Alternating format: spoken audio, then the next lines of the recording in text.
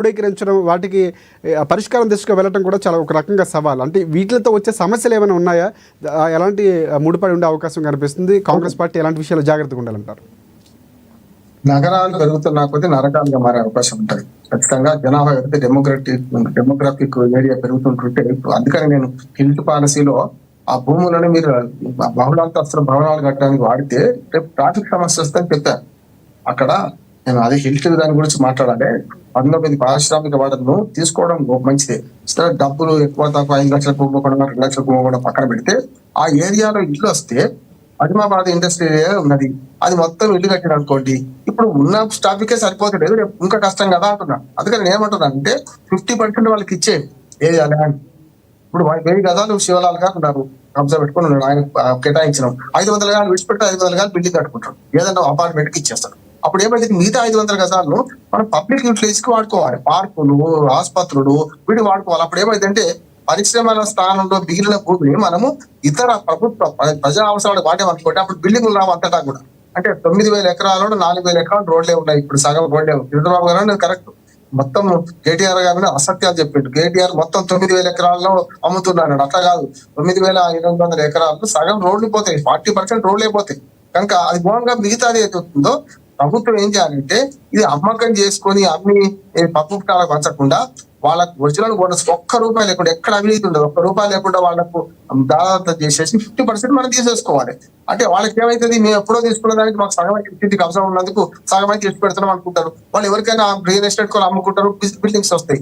ఆ బిల్డింగ్ తగ్గట్టు open space, lung space అంటాం మనం, మనకు గాడు పీల్చుకునే ప్లేస్ పెరుగు. అయితే దాంతో వీళ్ళకి ఏం చేయాలి, పరిశ్రమలు బయట తరలిచ్చే క్రమంలో కూడా అక్కడ కూడా ఏర్పాటు చేయాలి. ఇప్పుడు జీడిమెట్ల, అట్లాగే మల్లాపూరు, కుప్పలు, కాటేరాలు, శివరాంపల్లి, హైదరాబాద్ లో నిజామాబాద్, మనకు అజమాబాద్ నిజామాబాద్ ఇప్పటిది కాదు అప్పటిది కాదు. అట్లాగే బాలనగర్, హఫీజ్పేట, ఈ ఏదైతే 13-14 ప్రాంతాలు ఉన్నాయో వీటన్నిటిని మొత్తం వాళ్ళకి అమ్మేకపోతే మాత్రం హైదరాబాద్ మరింత నరకంగా మారుతుంది. అందుకని ఇప్పుడు నేను ఒకటే అన్నాను, ఎందుకంటే ఈ వికేంద్రీకరణ ఎట్లా చేయమంటున్నానంటే అభివృద్ధి వికేంద్రీకరణ కావాలి, అధికార వికేంద్రీకరణ కావాలి. అట్లాగే ఓటర్ల వికేంద్రీకరణ కూడా. ఒక దగ్గర 1,00,000 ఓటర్లకే ఒక కార్పొరేటర్, ఒక దగ్గర 4 లక్షల ఓటర్లకు ఒక కార్పొరేటర్, తప్పు కదా. అందుకనే రేపు ఈ మొత్తం ఒకసారి ఈ విస్తరణ చేసిన తర్వాత, విలీనం ఏదైనా విస్తరణ చేసిన తర్వాత అన్ని కార్పొరేటర్లకు సమానమైన జనాభా ఉంటారు. మీరు చూడండి, మన గ్రామీణ ప్రాంతాల్లో 2 లక్షలు ఓటర్లకు ఒక నియోజకవర్గం, అసెంబ్లీ నియోజకవర్గం ఉంది. ఉదాహరణ 1,90,000 ఉండొచ్చు, 2,10,000 ఉండొచ్చు. అదే హైదరాబాద్ దాని చోట్ల 4.5 లక్షల మంది క్షేత్రంగా ఒక ఓటర్లు, వాళ్ళ ఎమ్మెల్యే వీళ్ళు ఎమ్మెల్యే కదా, మరి ఇది ఉండదు కదా. ఇది అంతే, కార్పొరేటర్లకు కూడా ఓల్డ్ సిటీలో ఒక న్యాయం, బయట ఒక న్యాయం ఉండదు. అంతటికీ కార్పొరేటర్లకు కూడా ఒక 10% అటు ఇటుగా ఓటర్ లిస్టు సమానంగా ఉండాలి, జనాభా సమానంగా ఉండాలి. 4 లక్షల జనాభాకు ఒక కార్పొరేటర్ అనుకోండి, అట్లా చేయండి. అంత 4 లక్షల జనాభా కానీ ఓటర్లు ఏం కాకుండా ఉంటారు. అందుకని ఇది ఒకటి. రెండోది ఏంటంటే మనకి మొత్తం విస్తరణలో భాగంగా చేసే క్రమంలో ఓపెన్ ప్లేస్, లంగ్ స్పేస్ పెంచాల్సిన అవసరం ఉంది. ఔటర్ రింగ్ రోడ్ లోపల బయట కూడా, ఇంతకుముందు శివలాల్ గారు చెప్పారు కదా, చాలా బయట ఉన్నాయి. కట్కేసరి 6 మున్సిపాలిటీలు ఆల్మోస్ట్ ఔటర్ రింగ్ రోడ్ ఆనుకొని బయట ఉన్నాయి. అట్లాగే లోపల నిజాంపేట ఉంది, మొత్తం లోపలికే ఉంటుంది. బడంగిపేట ఉంటుంది, మొత్తం లోపలికే ఉంటుంది. మీరుపేట ఉంటుంది, మొత్తం లోపలికే ఉంటుంది. ఔటర్ రింగ్ రోడ్ కానీ లోపలికే ఉంటాయి.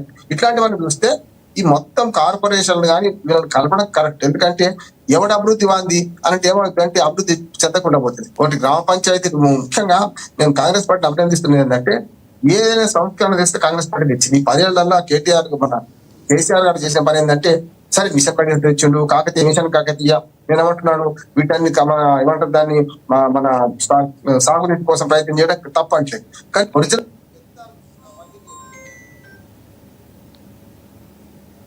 ఎయిర్పోర్ట్ కానీ, లేకపోతే మనకు ఔటర్ రింగ్ రోడ్ కానీ, అట్లాగే మెట్రో కానీ, ఇవన్నీ చాలా చెప్పుకోరాలే. కాంగ్రెస్ పార్టీ మొదటి నుంచి విమర్శించిన కాంగ్రెస్ పార్టీ మీకు చెప్పుకోవచ్చలేదు, విమర్శించడం లేదు. ఇవాళ మళ్ళీ గ్రేటర్ హైదరాబాద్ ను కాస్త ఇప్పుడు బృహత్ హైదరాబాద్ గా మార్చడం కూడా మంచి ప్రణాళిక ప్రకారం పోతున్నాం. దీన్ని అభినందిస్తున్నా.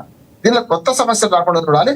పర్యావరణవేత్తలతోని, అట్లాగే పట్టణాభివృద్ధి నిపుణులతో మాట్లాడాలి. నేను అంతా కలగబోలని చెప్తా. కొంత సర్వేలతో సహా రెడీ ఉన్నాయి మనకు, వాటిని అన్ని తీసుకోవాలి. ఇది 3 నుంచి 4 కార్పొరేషన్లు చేస్తేనే మంచిది.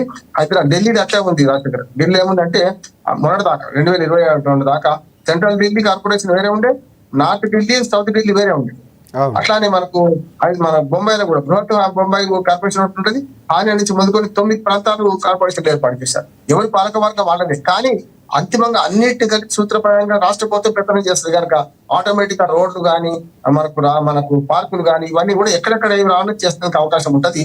మంచి ఆలోచన అంటున్నాను నేను. ఈ ఆలోచన సాకారం చేయడానికి పట్టణ నిపుణులు, పర్యావరణవేత్తలు వాళ్ళందరితో కూర్చోవాలి.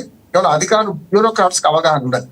ఎప్పుడైనా అభివృద్ధి నిరంతర ప్రక్రియ, అది సాగుతూనే ఉంటుంది. ప్రభుత్వాలు మారుతాయి. భవిష్యత్తు తరాలు, భవిష్యత్తు అవసరాలు ఇవి కూడా పరిగణలోకి తీసుకోవాలి. అంటే భవిష్యత్తు ఈ రోజు విస్తరణ జరుగుతుంది. ఎందుకంటే ఈ విస్తరణ చేయడానికి కారణం ఏంటంటే అభివృద్ధి చెందినటువంటి సందర్భాలు. సో ప్రజల అవసరాలకు విన్నట్టు ఓటర్లు కానీ ఈ అంశాలన్నీ తీసుకొని భవిష్యత్తులో చిక్కులు రాకుండా అవసరాలకు తగ్గట్టుగా ఒక భవిష్యత్తు దీర్ఘకాలిక ఆలోచనలతో ఖచ్చితంగా తీసుకోవాలంటారు. ఎస్, ఒకసారి శివలాల్ గారు ఏం చెప్తారంటే చాలా అంశాలు అభినందిస్తూనే కొన్ని అంశాలపై దృష్టి పెట్టాల్సిన అవసరం ఉందని చెప్తున్నారు. మీరు కూడా అదే అంశాలు ఏమనెత్తున్నారు? కాంగ్రెస్ పార్టీ లేకపోతే ఎలా ముందుకు వెళ్ళబోతుంది? జస్ట్ మనకి ప్రకటన వచ్చింది అంటే ఇక్కడ ఓటర్లకు సంబంధించినటువంటి విభజన లేకపోతే విస్తరణ ఆ అంశాల్ని విభజించడం సమపాలలో, దాంతోపాటుగా అధికారంతో పాటుగా అభివృద్ధి, ఈ అంశాలు చెప్తూనే లంగ్ స్పేస్ కానీ అంటే మనకి ఆ స్పేస్ దాన్ని ఎక్స్ప్లెయిన్ కూడా చేశారు. అవుట్